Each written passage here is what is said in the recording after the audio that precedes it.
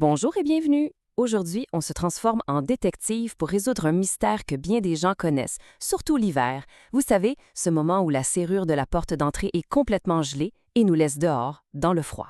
La question a l'air simple, mais la réponse, elle, est pas mal plus complexe qu'on pourrait le penser. C'est frustrant, ça arrive toujours au mauvais moment, et on finit par se demander, mais qu'est-ce qui se passe vraiment dans ce petit bout de métal? C'est exactement ce qu'on va découvrir ensemble. Bon, alors on commence notre enquête.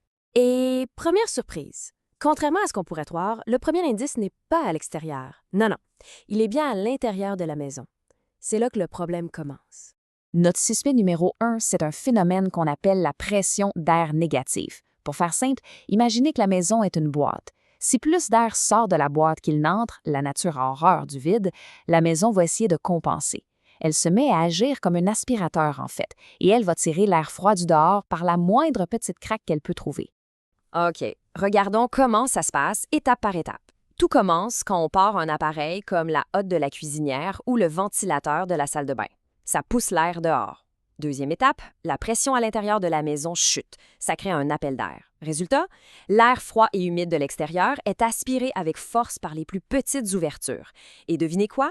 La serrure en métal, avec ses petits trous, devient une porte d'entrée parfaite pour cet air glacial. Parfait. On a identifié notre coupable à l'intérieur, mais l'enquête est loin d'être terminée. Maintenant, il faut sortir, examiner la scène du crime, parce que l'environnement extérieur, lui, joue le rôle d'un complice absolument essentiel dans toute cette histoire. Regardons un peu le décor. Le quartier dont on parle n'est pas n'importe où. Il est juché sur un plateau juste à côté du fleuve Saint-Laurent. Et ces deux éléments-là, le plateau et le fleuve, ce sont des indices majeurs pour notre enquête. Un grand cours d'eau comme le Saint-Laurent, ce n'est pas juste là pour faire joli. Ça agit comme une vraie machine météo. Ça rajoute beaucoup d'humidité dans l'air et surtout, ça crée un corridor de vent. Les vents ils sont souvent plus forts, plus constants qu'ailleurs. Donc, on n'a pas juste de l'air froid, on a de l'air froid, humide et qui est poussé avec force.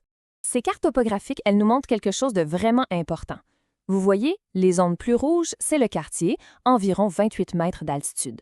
Et juste à côté, en bleu, c'est le fleuve, qui est à 9 mètres. Cette différence, même si elle n'a pas l'air énorme, change tout en termes d'exposition au vent. Ces 19 mètres-là, c'est vraiment la clé. Cette élévation, ça agit un peu comme une scène. Ça place les maisons directement dans le chemin du vent qui souffle sur le fleuve sans aucun obstacle pour le ralentir. Le vent frappe les portes de plein fouet. Et c'est là que tout se rejoint. Nos deux pistes d'enquête, l'interne et l'externe, finissent par converger.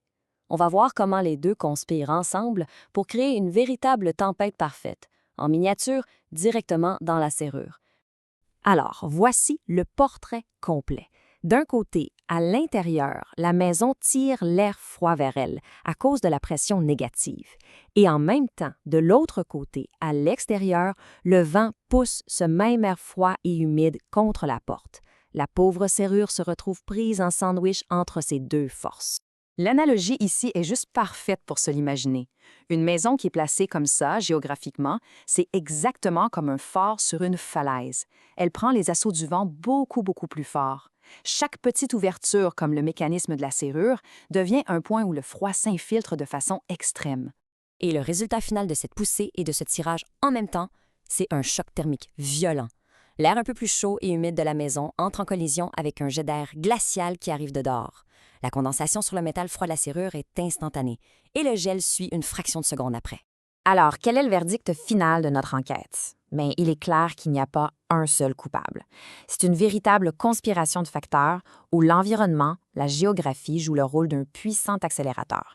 Donc, si on résume, on a 4 éléments qui se sont alignés pour créer les conditions parfaites.